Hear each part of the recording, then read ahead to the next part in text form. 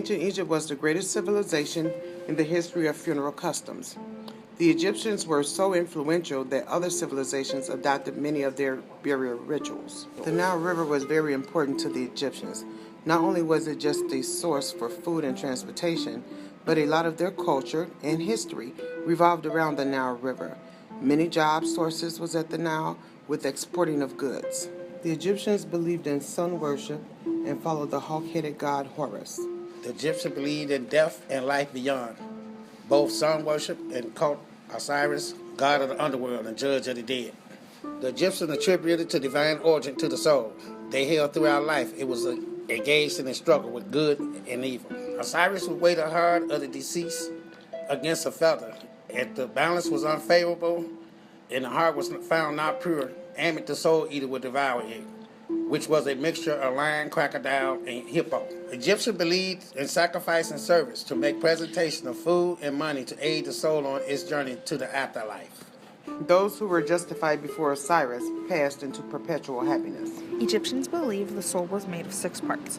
The shadow that constantly follows the man, the heart is the Ib and is the source of good and evil, the Ren is the sacred name, and the Aku is the shining spirit.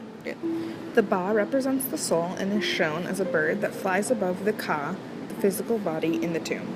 The Ka was the person's vital essence, and it leaves the body after death. The Ka demanded constant attention from the living in the form of goods, drinks, prayers, and gift offerings. When the 6 elements were returned together, the soul could pass to the afterlife. The Kurheb comes as quickly as possible to remove the body, takes it to the embalming chambers, while he directs the surgeons and assistants on the embalming operations. Scribes indicated the path of incision. Any violation of the sacred body could be subjected to stoning. The dissector cuts the body after the scribe indicated the path of incision. The eviscerator removed the brain with a hook through the nose and disemboweled the body with the sacred stone. People who were well off or of high rank had their brain and viscera removed, embalmed or preserved separately, and placed in 4 canopic jars. These jars, or burial vases, were based off of the 4 children of Horus, the hawk-headed god of day. Mesna, the man-headed canopic jar, protected the stomach and large intestine. Hapi, the dog-headed or sometimes baboon-headed canopic jar, guarded the small intestines. Tuamutef, the jackal-headed canopic jar, watched over the lungs and heart. Quebsinuf, the hawk-headed canopic jar, protected the liver and gallbladder. Canopic jars could be made with limestone, pottery clay, or wood. The surgeon's assistants washed the body with water. Apothecary or palinter administered aromatic powders, oils, and ointments to anoint the body.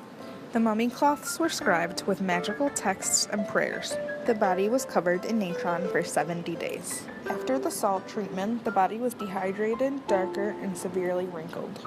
Special jewelry was laid on the body before the cloths were added. Amulets, gold necklaces, jewels, rings, and bracelets were worn. The body was carefully wrapped in long cloth strips to preserve the body for the afterlife. Cedar oil, which is used in medicine, art, industry, and perfumery, was used by Egyptians as a less costly form of embalming. It included the injection of cedar oil into the body cavities without evisceration. It also helped to keep the insects from disturbing the body. Coffins were used to keep the body from touching the earth. Rich or well-to-do were buried in the sarcophagus, a more elaborate or expensive tomb.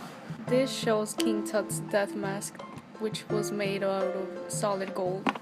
Anthropoid was a coffin resembling a human man and mostly used by low classes. It was made of clay that had only the face and hands. Prayers and future states were some of the most important inscriptions on the burial case. Spent on disposal and the care of the dead.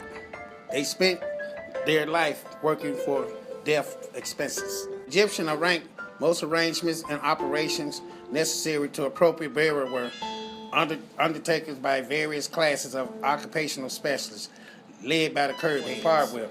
The poor arranged their own funeral services. While the body was being embalmed, the tomb was properly inscribed or plastered with magical texts, prayers, and scenes of the departed's afterlife. Tomb furniture, which included chests, baskets, sometimes tables, and beds, were built and displayed in the tomb as a sign of wealth. Curb head servants placed the body in the burial case. was placed on a sledge and drawn by oxen and men. One tomb sufficed for each family. The less wealthy were buried in the sepulchral chambers of single pits. Tombs were decorated as lavishly as families could afford, and to include flowers, food offerings, furniture, jewelry, and canopic jars. Once the burial process was complete, the Egyptians believed the body and the soul were reconnected in the afterlife.